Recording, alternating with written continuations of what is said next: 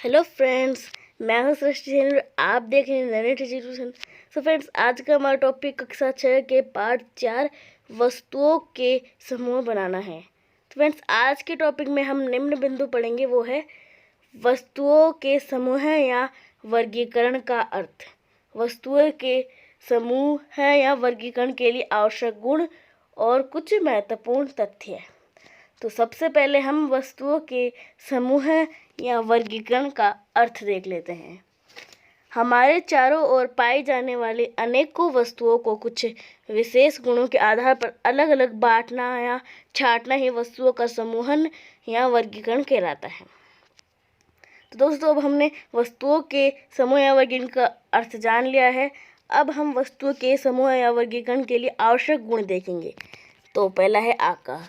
तो दोस्तों, सभी चीज़ों के आकार एक जैसे नहीं होते हैं। कोई छोटा होता है, कोई बड़ा होता है, इसलिए हम छोटों को अलग कर देते हैं और बड़ी चीज़ों को अलग कर देते हैं। इसी प्रकार नेक्स्ट है आकृति। तो दोस्तों, सभी चीज़ों की आकृति भी एक नहीं होती है। कोई गोल होते हैं, कोई चौकोर होते हैं, इसलिए हम गोल चीज़ों को अलग रख देते हैं और चौकोर चीज़ों को अलग रख देते हैं। तीसरा है पदार्थ। तो दोस्तों, सभी चीज़ें एक ही पदार्थ की नहीं बनी होती है। कोई धातुओं की बनी होती है, कोई प्लास्टिक की बनी होती है, इसलिए हम धातुओं की बनी हुई चीज़ों को अलग रख देते हैं और प्लास्टिक की बनी हुई चीज़ों को अलग, मतलब हम उनका वर्गीकरण कर देते हैं। चौथा है कठोरता। तो दोस्तों, सभी चीज़ें एक प्रकार की नहीं होती है। कोई मुलायम होती है, कोई कठोर होती है, इसलिए हम मुलायम चीज़ों को अलग रख देते हैं और कठोर चीज़ों को अलग रख देते हैं। मुलायम में स्पंज, गूंथा हुआ आटा, इसी प्रकार कठोर धातुओं की बनी हुई चीज़ें। 5 नंबर है घुलनशीलता।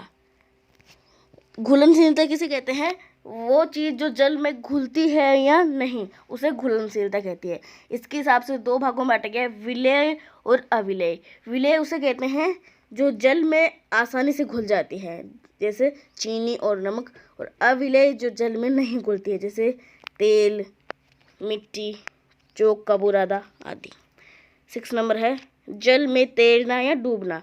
तो जल में तैरना, हल्की चीज़ें जल में तैरती है और डूबती कौन सी है?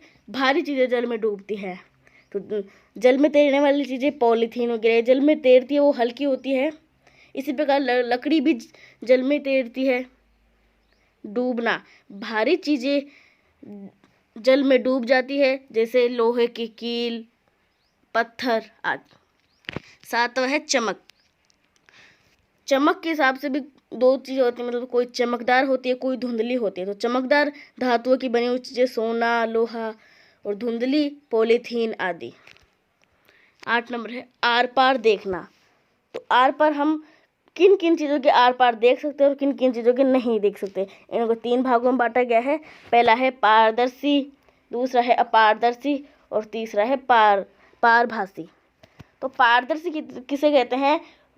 वो वस्तु जिसकी हम आर पार आसानी से देख सकते हैं, उसे पारदर्शी कहते हैं। जैसे कांच, कांच के आर पार हम आसानी से देख सकते हैं, जैसे कि हमारे घर में कांच की खिड़कियां लगी होती हैं, हम उनके आर पार आसानी से देख सकते हैं। दूसरा है अपारदर्शी। तो वो वस्तुएं जिनके आर पार हम नहीं देख सकते हैं, उन्हें अपारदर्शी के वस्तुएं कहते हैं। जैसे हमारे घर में दीवारें लगी होती है, लोहे के या लकड़ी की गेट लगे होते हैं, हम उनके आर पार नहीं देख सकते, उन्हें अपारदर्शी कहते हैं। तीसरा है पारभासी। तो वो वस्तुएं जिनके आर पर हम देख तो सकते हैं पर हमें धुंधला दिखाई देता है, उन्हें पारभासी कहते हैं। जैसे पॉलीथीन, हमारे घर में, सबके घर में पॉलीथीन तो होती होगी, तो उनमें से हम देखने पर हमें धुंधला दिखाई देता है। इसी प्रकार तेल लगा हुआ कागज में भी हमें धुंधला दिखाई देता है। दोस्तों, अब हमने वस्तुओं के वर्गीकरण का अर्थ और वस्तुओं के वर्गीकरण के लिए आवश्यक गुण देख लिए। अब हम उनमें से कुछ महत्वपूर्ण तथ्य देखेंगे।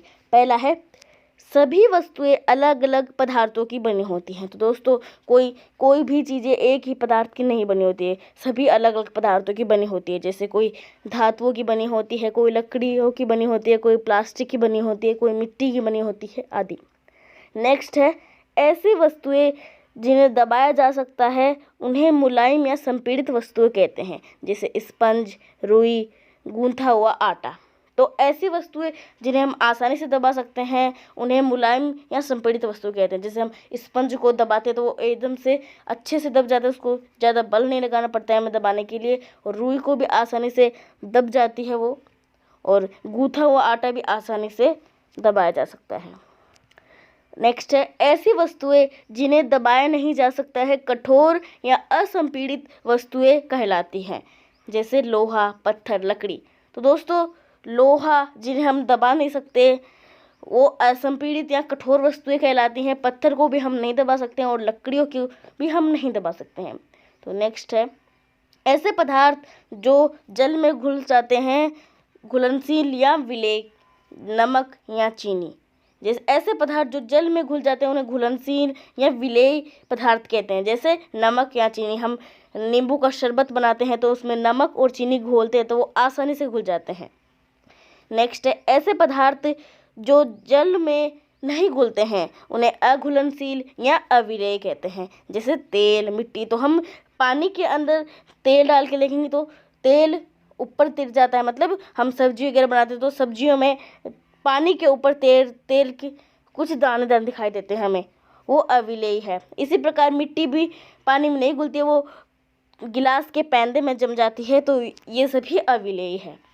नेक्स्ट है हल्की वस्तुएं जल में तैरती है, जैसे प्लास्टिक, लकड़ी। तो हल्की वस्तुएं घनत्व ज़्यादा घेरती है तो वो जल में तैरती है। जैसे प्लास्टिक की पॉलीथीन को हम पानी की बाल्टी में डालेंगे तो वो डूबेगी नहीं, पानी के ऊपर तैरेगी। इसी प्रकार लकड़ी भी पानी के अंदर नहीं डूबती है, वो भी पानी के ऊपर तैरेगी। 7 नंबर है भारी वस्तुएं जल में डूब जाती है, जैसे लोहा, पत्थर। तो भारी वस्तुएं घनत्व कम घेरती है जिससे वो पानी में डूब जाती है, जैसे लोहा, पत्थर, लोहे की कील आदि। 8 नंबर है ऐसी वस्तुएं जो चमकदार नहीं होती है, अधातुएं कहलाती है। जैसे प्लास्टिक, लकड़ी। तो ऐसी वस्तुएं जो चमकदार नहीं होती अधातुएं कहलाती हैं। जैसे कि हम प्लास्टिक, वो अधातु है, वो चमकदार नहीं होती है, वो उसमें से हमें धुंधला दिखाई देता है। इसी प्रकार लकड़ी भी चमकदार नहीं होती, वो अधातु है। नेक्स्ट है ऐसी वस्तुएं जिनके आर पार देखा जा सकता है उन्हें पारदर्शी कहते हैं, जैसे कांच। तो ऐसी वस्तुएं जिनके आर पर हम आसानी से देख सकते हैं उन्हें पारदर्शी कहते हैं, जैसे कांच। कांच के आर पर हम आसानी से देख सकते हैं। नेक्स्ट है ऐसी वस्तुएं जो चमकदार नहीं होती है, अधातुएं कहलाती है, जैसे प्लास्टिक, लकड़ी। नेक्स्ट है ऐसी वस्तुएं जो चमकदार होती है, जैसे धातुएं, लोहा, सोना, चांदी आदि। तो लोहा चमकदार होता है, सोना, चांदी इनके गहने बनाए जाते हैं, वो चमकदार होते हैं, इसलिए वो सबके लोकप्रिय होते हैं। नेक्स्ट है ऐसी वस्तुएं जिनके आर पार नहीं देखा जा सकता है उन्हें अपारदर्शी कहते हैं, जैसे धातु, लकड़ी। तो धातुओं के आर पार हम नहीं देख सकते हैं, हमें कुछ भी नहीं दिखाई देता है, और लकड़ियों के आर पार भी, जैसे हमारे घरों में लकड़ियों की गेट लगे होते हैं, उनके आर पार हमें नहीं दिखाई देता है, तो वो अपारदर्शी है। 12 नंबर है ऐसी वस्तुएं जिनके आर पार धुंधला दिखाई देता है, पारभासी कहलाते हैं, जैसे पॉलीथीन, तेल लगा हुआ कागज। तो दोस्तों हम पॉलीथीन के आर पार देखते हैं तो हमें धुंधला दिखाई देता है, तो वो पारभासी। और इसी प्रकार हम एक पेपर पे तेल डाल के देखेंगे, बाद में उसे देखेंगे तो हमें उसमें से धुंधला दिखाई देगा।